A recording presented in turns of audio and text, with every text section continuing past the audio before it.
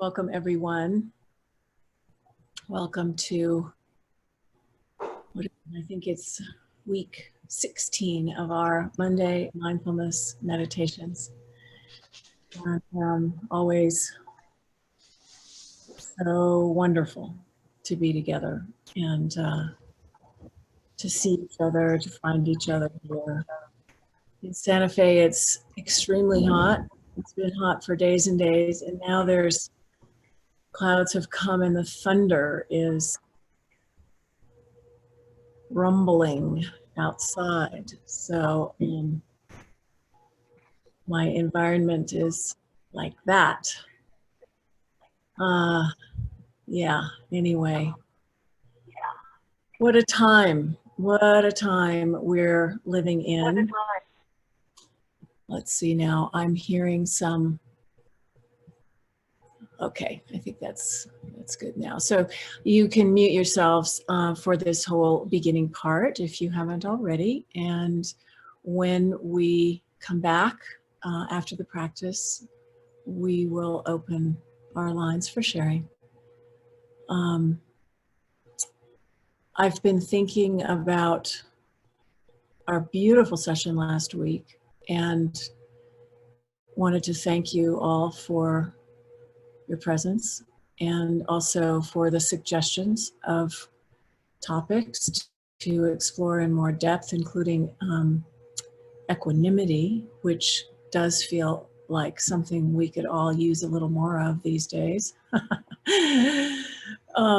And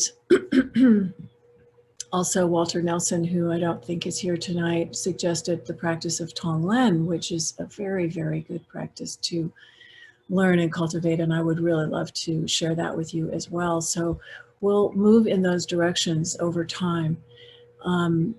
But for now, you may have noticed that I have signed up for, I put this in a post in the mandala for those of you who are participating in that online discussion group for this group, that next week we have the option of listening in for an hour to a conversation or a talk by Ibram X. Kendi, who wrote the book, How to Be an Anti-Racist. And I had signed up for that talk without quite realizing that it coincides with our practice time. So if I can make the technology work, I would love to share my screen over Zoom with you all for the hour-long talk, and then we'll go into a walking meditation and a sitting meditation and have a chance to have some sharing and discussion out of that. Should be pretty powerful, and I, for myself, have been trying to educate myself around the issues of social justice and racism in America that are surfacing now so powerfully. So this is part of my education, and perhaps it will be part of yours too, if you are interested. And just to say that this doesn't imply that this group is taking any kind of political stance, or that we will be, you know, absorbed in the intense issues of these times. And at the same time, issues of social justice are very much at the heart of what Thích Nhất Hạnh calls engaged Buddhism, as are issues of the environment, the earth, our relationship to the earth, and all of it is intimately connected to me. So I am kind of excited about bringing our practice to bear on what is happening in the world more intimately, trusting that this group having been practicing for 16 weeks now, is more capable of opening to the wider field that we're living in now, which includes also, of course, the pandemic and all of the things that are unraveling, and to listen deeply, to open our hearts and listen deeply for what is being, the transformation and the awakening that is being asked of us. So in light of all of this, what came to me to share today are the 14 precepts, 14 mindfulness trainings of the Order of Interbeing of Thích Nhất Hạnh. And to me, his teachings in the 60s, and he was in Vietnam during the Vietnam War, practicing as a monk, and also practicing as what came to be called engaged Buddhism with lay people who cared about peace in Vietnam during the war. And the Order of Interbeing was born. The Thích Nhất order was born at that time for both lay people and monks and nuns. And they grappled with how to engage with peace activism during the war, as well as maintaining their practice life, without losing the practice life in the face of what was happening in the world around them. And they chose to take one day a week out of all of the activity to basically go back to themselves, to retreat, to breathe, to stop, to be quiet, to practice. And they would recite these 14 mindfulness trainings on a regular basis to keep alive the spirit that was holding them and their commitment to what Thích Nhất Hạnh was teaching. When I first heard these, they were called precepts, not mindfulness trainings. I heard them in the early 1980s, and hearing them changed my life. Hearing Thích Nhất Hạnh talk about engaged Buddhism for me was like something I had never heard in any other Buddhist teachings, or for that matter, any spiritual teachings really, was the level to which he had taken these things. So I have spent my entire Dharma practice life with these precepts, with these mindfulness trainings. There have been times when they have been, my connection to Thích Nhất Hạnh and this path, this Order of Interbeing, has been more active than others.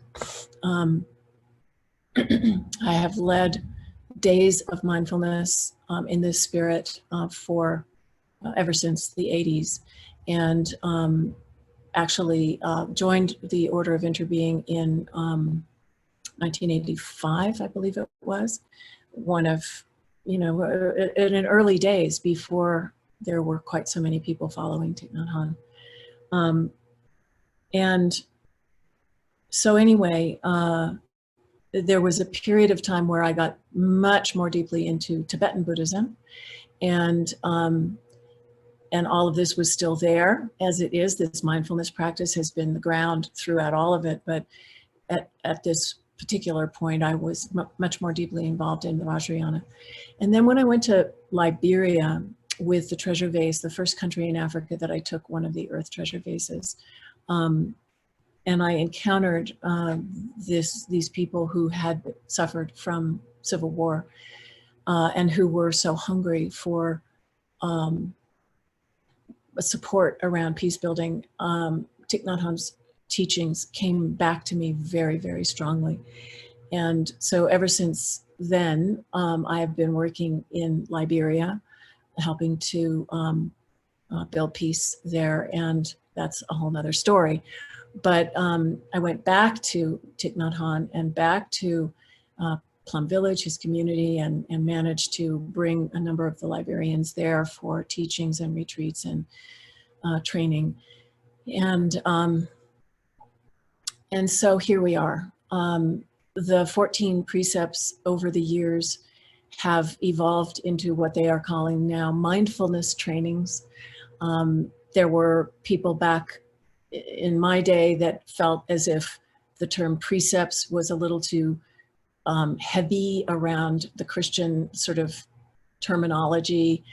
And also they use the language of do not do this, do not do that, which were a little bit like commandments. And there was kind of a reaction around that by people in Thích Nhất Hanh's community back then, which is totally valid. And because they came to me in the form of precepts, it's that form that I would like to share with you all today. I feel that for me, the language is just pure and simple, and it's a bit more lengthy and explanatory in the way that they're currently articulated. So we'll read them and take them as a practice of contemplation for today, and also as a way to put all that is arising around racism in America and social justice issues and everything that we need to come to terms with, put that into this context of interbeing and how he describes that through these 14 precepts. Okie dokie. Are y'all with me? Good. Thank you. Thank you. Thank you. Thank you. So I don't know, I think I'm sort of inclined to do this as a bit of a ceremony. And so to start with what we usually start with before we go into the meditation, which is to light some incense and do the incense offering gata together, and then the opening verses, and then go into the 14 precepts. And what I'll do is I'll read them in each one, and in between each one, ring a bell. So we have a chance for them to kind of sink in, and then go on to the next one. And then we'll ring the bell 3 times and go into our sitting meditation, walking meditation, and sitting meditation. So that's the plan. Thank you for your smile, Linnea. And Joanna, it's wonderful to see you here today. I love your presence. It's wonderful to see your smile too, and everyone else. I love you. All right. So the incense offering, if you have it and want to read along with me, please do. So we're going to go into the opening verses and then a recitation of the 14 precepts of the order of interbeing.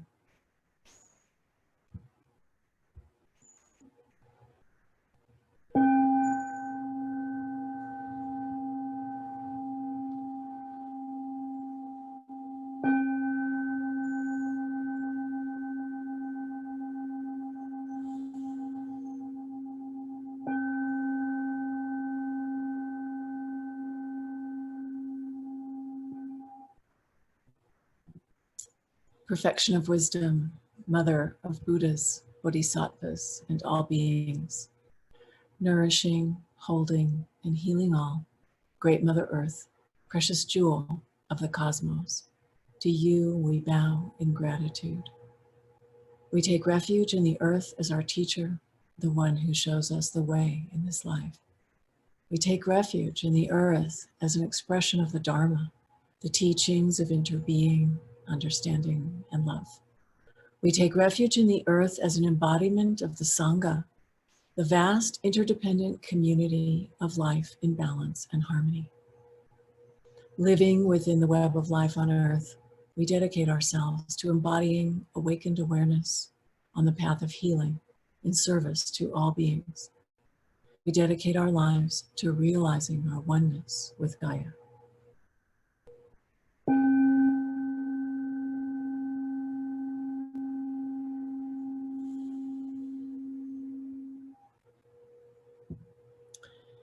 So today we are going to recite the 14 precepts of the Order of Interbeing. I ask the community to give their spiritual support. The precepts of the Order of Interbeing are the essence of the Order of Interbeing. They are the torch lighting our path, the boat carrying us, the teacher guiding us. Please listen with a serene mind. Consider the precepts as a clear mirror in which to look at ourselves.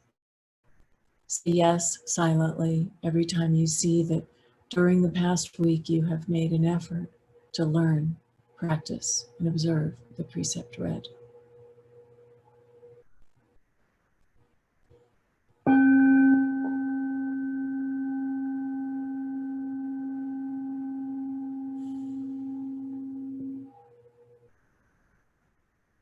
These then are the precepts of the Order of Interbeing. The first precept: do not be idolatrous about or bound to any doctrine, theory, or ideology, even Buddhist ones. All systems of thought are guiding means. They are not absolute truth.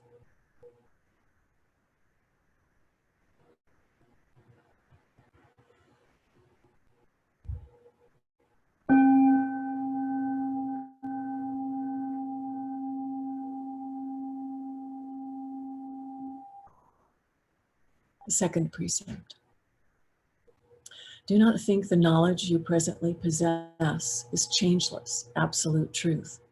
Avoid being narrow-minded and bound to present views. Learn and practice non-attachment from views in order to be open to receive others' viewpoints. Truth is found in life and not merely in conceptual knowledge. Be ready to learn throughout your entire life and to observe reality in yourself and in the world at all times.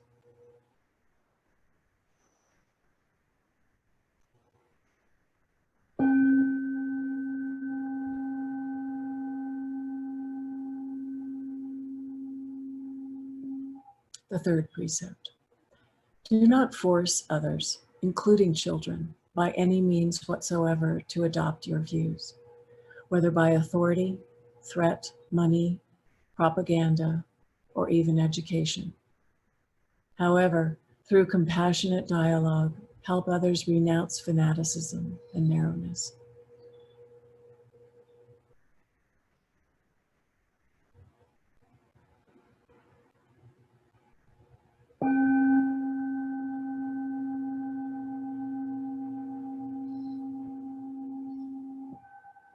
The fourth precept: do not avoid contact with suffering or close your eyes before suffering. Do not lose awareness of the existence of suffering in the life of the world. Find ways to be with those who are suffering by all means, including personal contact and visits, images, sounds. By such means, awaken yourself and others to the reality of suffering in the world.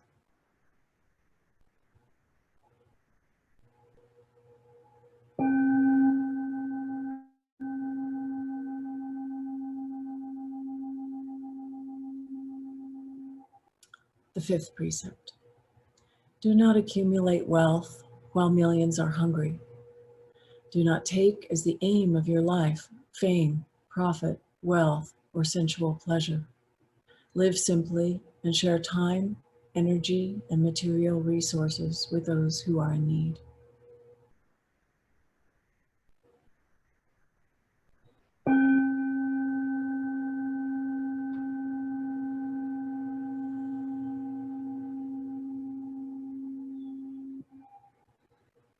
The sixth precept: Do not maintain anger or hatred.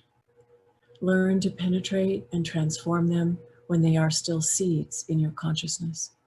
As soon as they arise, turn your attention to your breath in order to see and understand the nature of your anger and hatred and the nature of the persons who have caused your anger and hatred.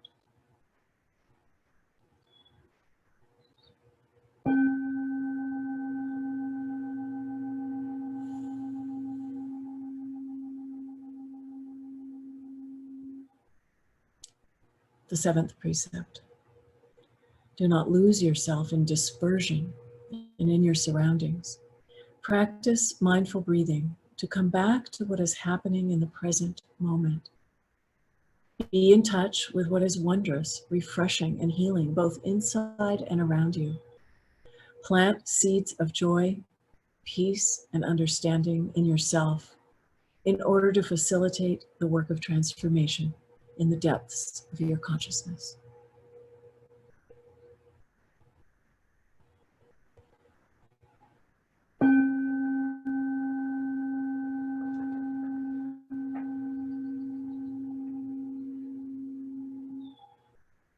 The eighth precept. Do not utter words that can create discord and cause the community to break. Make every effort to reconcile and resolve all conflicts, however small.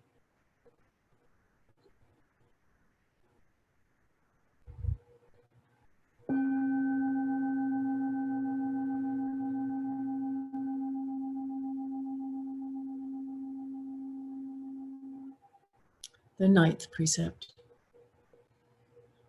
Do not say untruthful things for the sake of personal interest or to impress people. Do not utter words that can cause division and hatred. Do not spread news that you do not know to be certain. Do not criticize or condemn things that you are not sure of. Always speak truthfully and constructively. Have the courage to speak out about situations of injustice, even when doing so may threaten your own safety.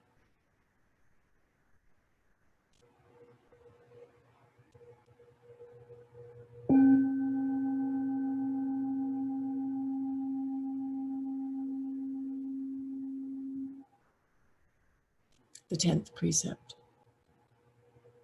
Do not use the Buddhist community for personal gain or profit, or transform your community into a political party. A religious community, however, should take a clear stand against oppression and injustice, and should strive to change the situation without engaging in partisan conflicts.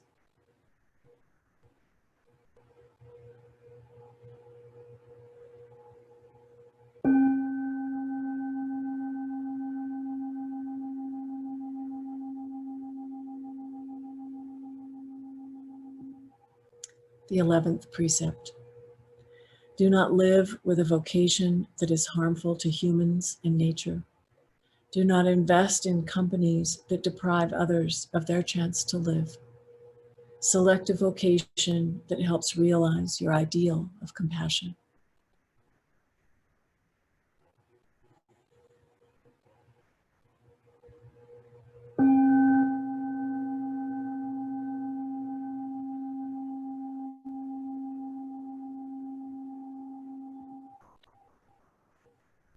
The 12th precept.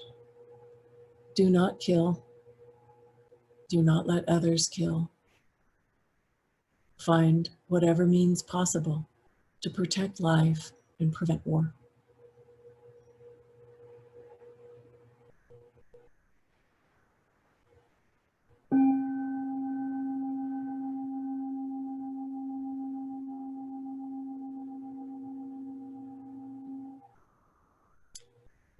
The 13th precept. Possess nothing that should belong to others. Respect the property of others, but prevent others from enriching themselves from human suffering or the suffering of other species on Earth.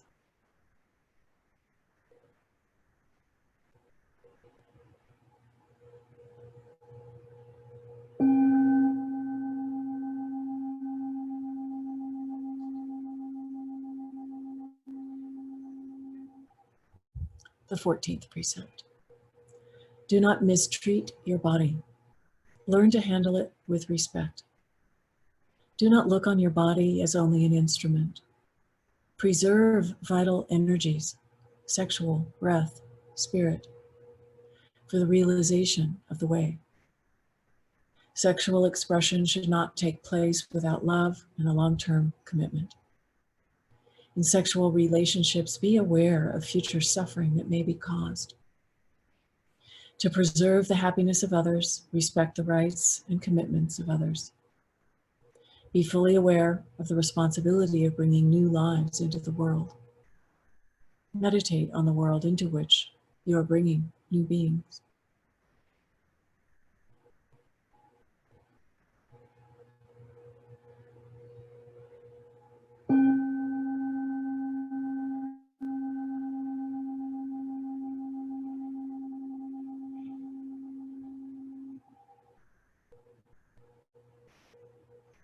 Sisters and brothers, I have recited the precepts as the community has asked for.